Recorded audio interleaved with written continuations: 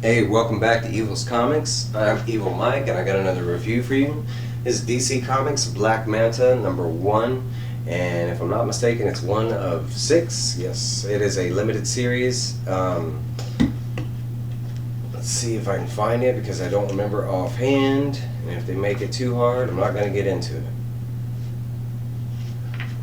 Yeah, I don't see it. I'll mention it if I find it. I was going to do the writers and the artist.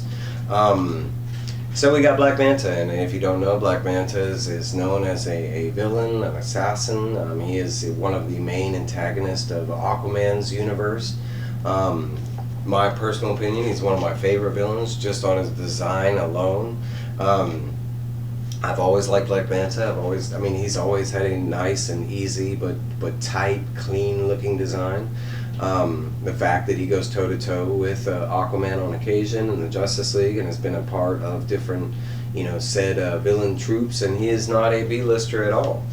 We catch up with Black Manta, and he's basically, with these pirates that are hijacking a yacht, and Black Manta is coming to hijack the pirates. They have recently stolen from not necessarily Black Manta, but someone that works for Black Manta, and if you steal from anybody that works for Black Manta, it's basically one and the same.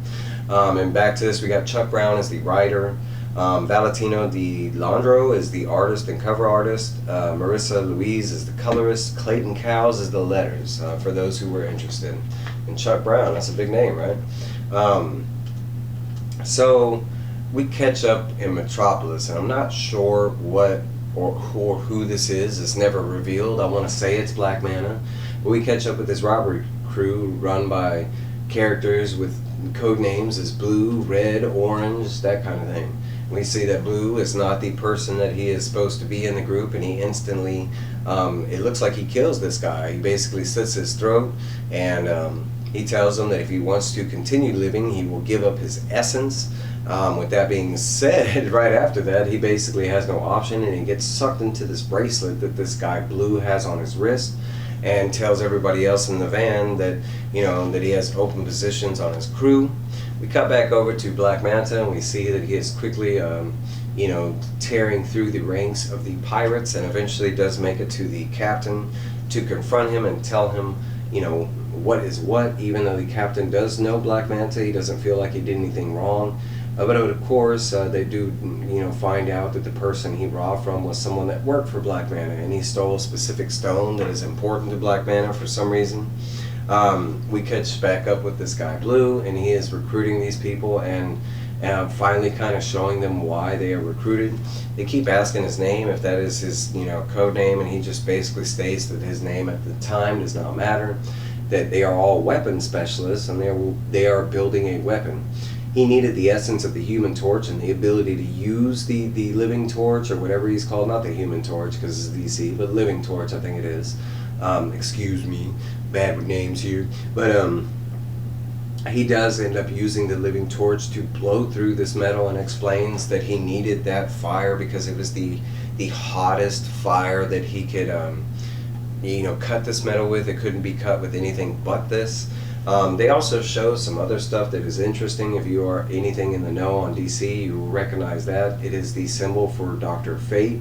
I will state that I do not think this is Dr. Fate. I think this is a criminal that has broken into one of Dr. Fate's safe houses, and that's how he has come across this metal. If I had to guess what this metal is, I would assume it is nth metal, because as soon as they start cutting into it, we start seeing that people around the world are having massive aneurysms and seizures, and because of some reason, and they don't really explain why, including Black Manta himself is having an episode, and he even states that he's been having these episodes, and it has something to do with the rock. He kind of confronts his subordinate. It was the girl who got robbed in the beginning that works for him that got robbed by the pirate.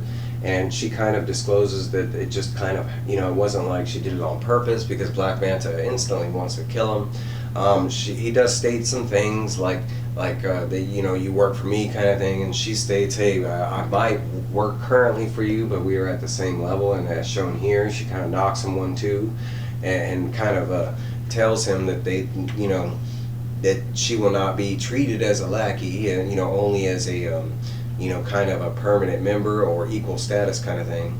We do catch up with this woman here that it's a very confusing scene, and I don't know what's going on, but it looks like we are in hell.